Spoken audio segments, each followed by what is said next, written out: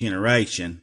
And as odd as it may seem, the 5th gen iPod fit into the case that you see here that he had. He got his hands on a iPhone 6 case, third party somehow, and the 5th gen fit right in there. Everything lined up perfectly.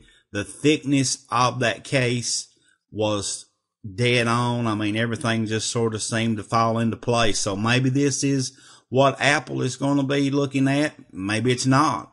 You know, if that be the case, the iPhone 6 is going to definitely be a thin device, because the iPod 5th generation is much thinner than the current iPhone 5S or the iPhone 5.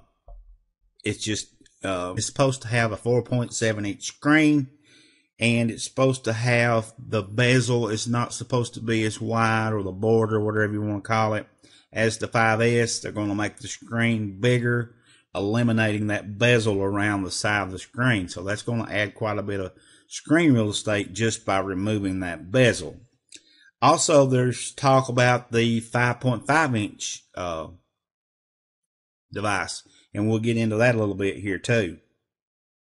And it's going to be 6 millimeters thick, and it's supposed to have a back metal 3-stage design, which whatever that means, you know, I really don't know, other than just, you know, looking at some of the schematic photos we've seen.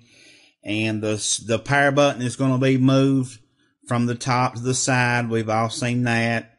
And, you know, one of the things that concerns me about this iPhone 6 dummy is they never did show it lit up. So whether or not these photos are legit or not, I couldn't tell you. But according to International Electric Business Chief Sun Chang-ek, however how you pronounce that name, they're supposed to be also going to use an electronic image stabilization for the camera rather than the expected optical image stabilization. So I have no idea what that means in layman's terms, other than it should be a better camera. And they're saying it's going to be somewhere around like an 18 pixel or megapixels.